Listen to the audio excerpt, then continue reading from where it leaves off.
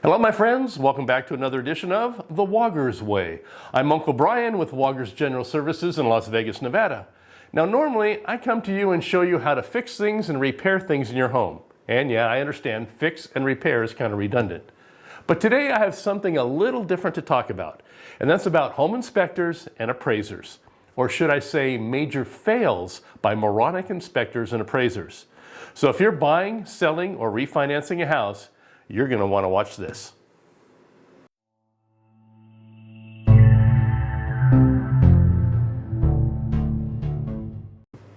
If you're buying a house, your lender may send out an appraiser to inspect the house, especially if you're going FHA.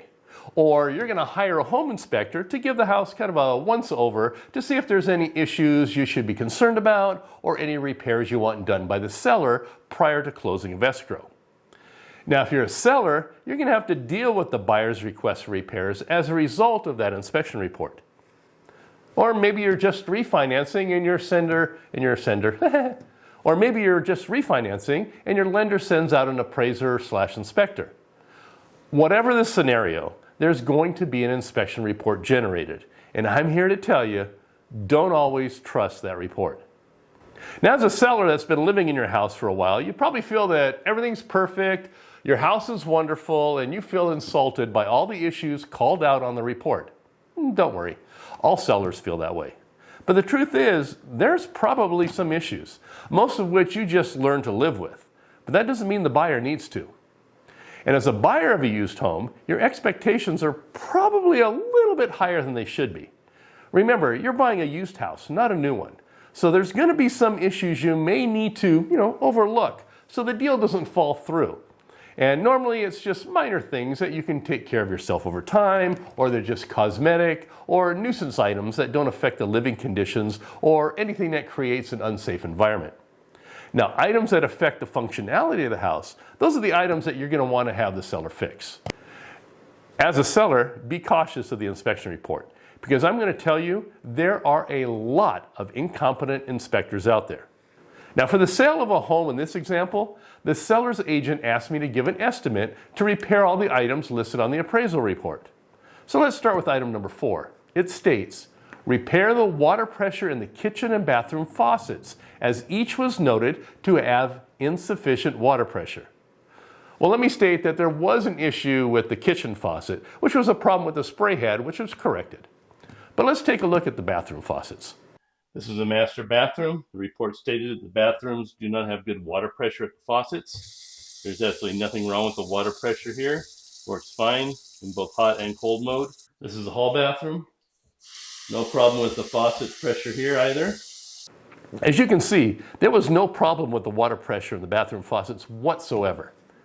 Now let's look at item number 2, where it states, repair the windows in the living room, main bedroom, bedroom number 3, and both bathrooms so that each adequately opens.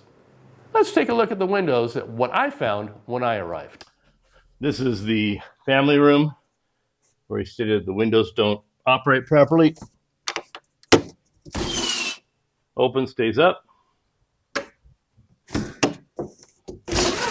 Open, stays up.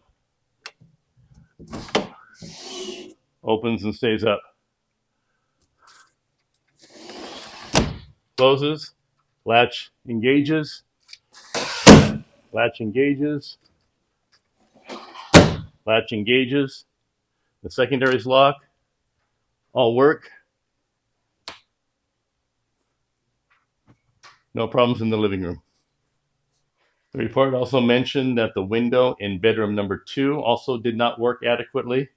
I don't know how he's numbering his bedrooms, but I'm numbering with the master as bedroom number 1, working in a clockwise motion, which would make this bedroom number 2. And works fine, stays up, closes and latches. Secondary latch works. No problem with this window. Here's what I refer to as bedroom number 3. There is a stick in the channel, but that is not to hold it closed. It's just a secondary precaution. The secondary latch here works. The latch here works. Can't open the window. Release the latch. Window rolls just fine. One finger movement. Closes and latches. This window works just fine. This is a secondary or hall bathroom. Secondary latch works. This latch is working. Release it. Window opens, stays up. None of the channel balances are detached. It closes and latches. Works just fine. This is a master bathroom. Secondary lock works. This lock engages, releasing it. Window opens just fine, stays up, closes and latches. No problems. This is the master bedroom. Has 2 windows. Window number 1. Primary latch engages. Secondary latch engages. Window opens, stays up, closes and latches. No issues with that window. Window number 2 does have a disconnected channel balance. This one will need to be repaired. Now, as evident in my videos, every window in the house opened just fine. They all stayed in place and locked without any issues. Well, except for window number 2 in the master bedroom. And not only the main lock, but all windows had a secondary security lock built into the windows, and all of them worked just fine. Now, the last item, number 3, states, repair window in bedroom number 2 so that it securely locks. Now, I'm not sure which bedroom the inspector referred to as number 2, but in my videos, I showed that the windows in both guest bedrooms locked without issue.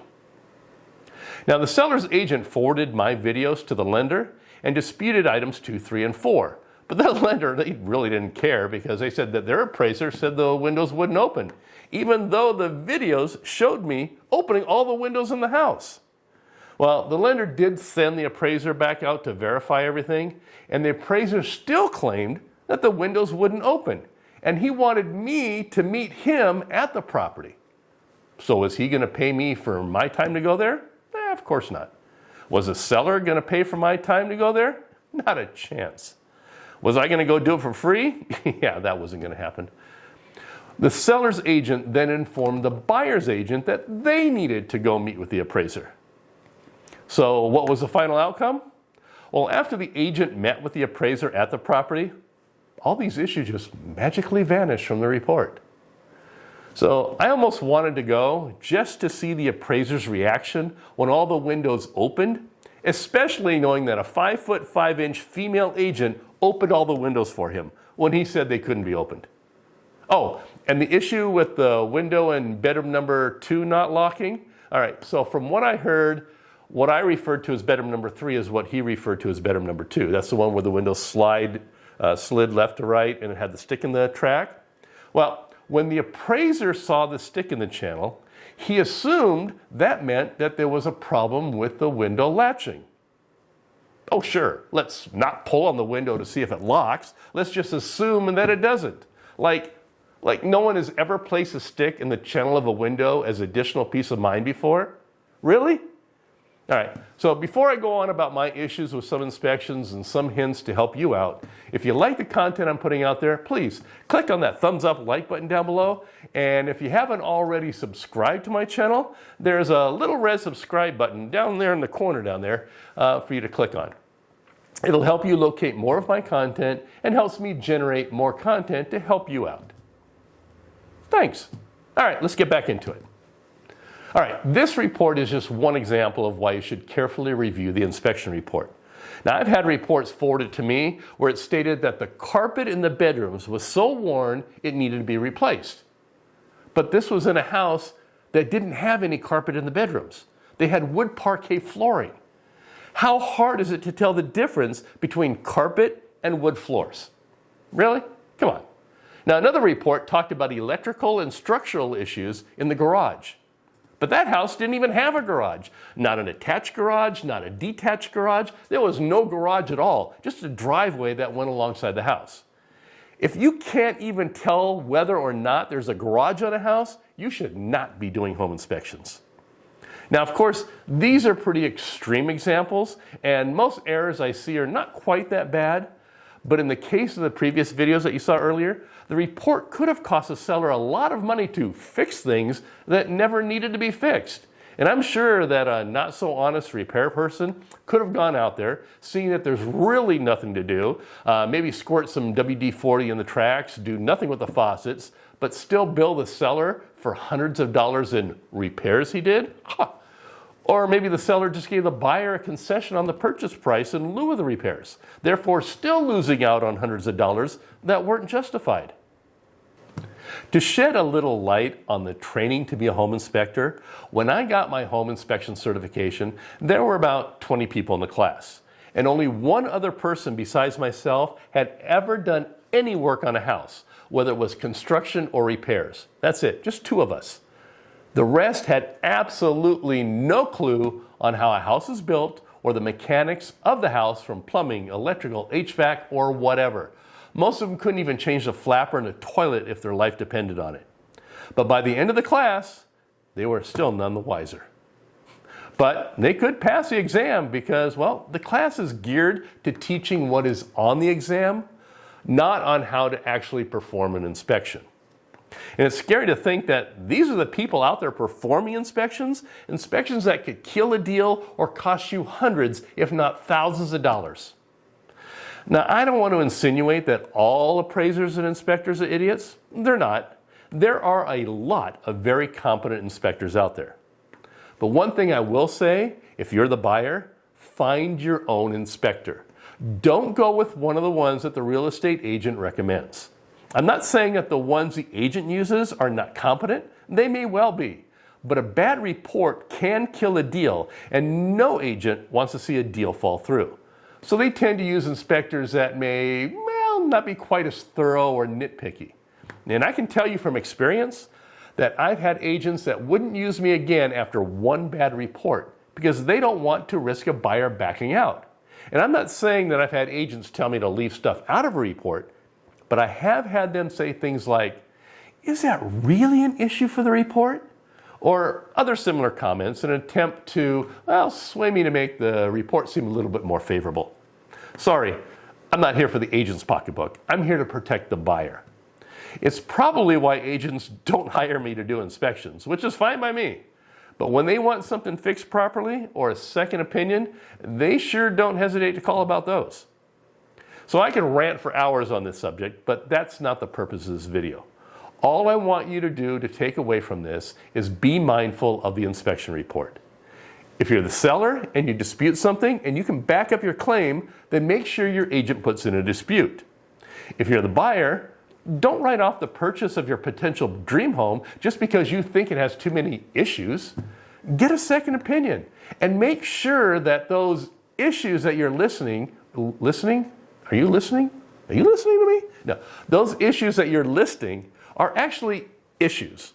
Most of the time, the things I see that buyers want fixed are mostly cosmetic stuff. Okay? Do you really want to jeopardize the purchase of your dream home because there's a ding in a towel bar? I mean, the seller might sit there and go, "Hey, I got 3 other people wanting to buy this property. I don't need this hassle." And he just writes you off and then goes with the next person. All of a sudden, you just lost a deal because you didn't want to have a ding in a towel bar that cost you $50 to fix down the road, which you probably will never fix when you move in because you'll learn to deal with that ding also. Right? Just be mindful. All right, once again, this is your Uncle Brian saying thank you for watching. And if you got something out of this video, hey, clicking on that thumbs up like button down below as well as subscribing to my channel is greatly appreciated. And if you've had either a poor experience regarding a home inspection or maybe one that went really, really well, tell us about it in the comments below. After that, you can stop by and grab yourself some Walker's Way merchandise. I'll put a link to that below also. And if you want to win some free merchandise, visit the merchandise page on my website to find out how to win some free merch. And I'll put a link to that below also, because, I like links. Well, until the next time, like in one of these videos over here, this is Uncle Brian saying thank you for watching. I truly appreciate it, and good luck with your projects.